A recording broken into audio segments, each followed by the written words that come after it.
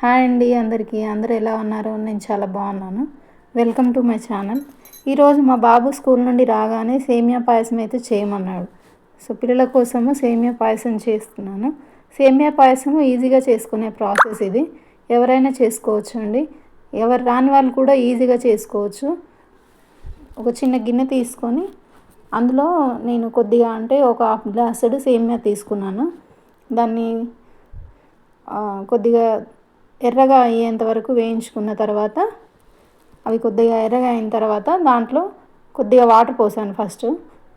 ఫస్టే పాలు పోసేయొద్దండి. కొద్దిగా వాటర్ పోసుకున్న తర్వాత దాంట్లో పాలు పోసుకుంటే అవి అలా మరగనిస్తూ ఉండాలి.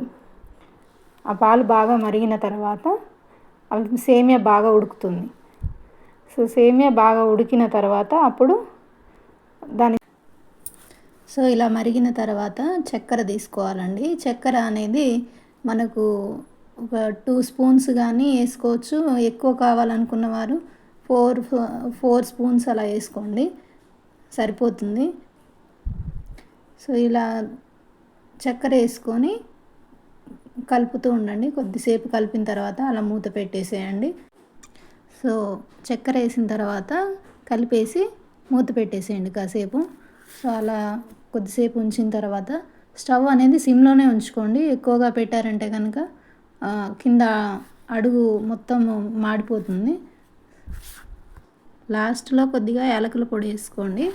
యాలకుల పొడి వేసుకుంటే టేస్ట్ బాగా ఉంటుంది. సో నేను ఇప్పుడు మా చిన్న బాబుకి ఇస్తాను. చూడండి వాడు ఎలా పరిగెత్తుకుంటూ వస్తాడో చూడండి. సో చాలా ఇష్టంగా తింటారండి పిల్లలు పాయసం అంటే. మనము చక్కెర ఎక్కువగా వేసుకోవద్దండి పిల్లల కోసం చేస్తే మాత్రము. ఈ సీజన్ అనేది జలుబు దగ్గు చాలా ఎక్కువగా ఉండే సీజన్ కాబట్టి చక్కెర తక్కువగా వేసుకొని పిల్లల కోసం చేసుకున్నప్పుడు చక్కెర తక్కువగా వేసుకుంటే అంత జలుబు దగ్గు వచ్చే అవకాశం తక్కువ ఉంటుంది. ఇప్పుడు మా బాబు దగ్గర తీసుకెళ్తాను.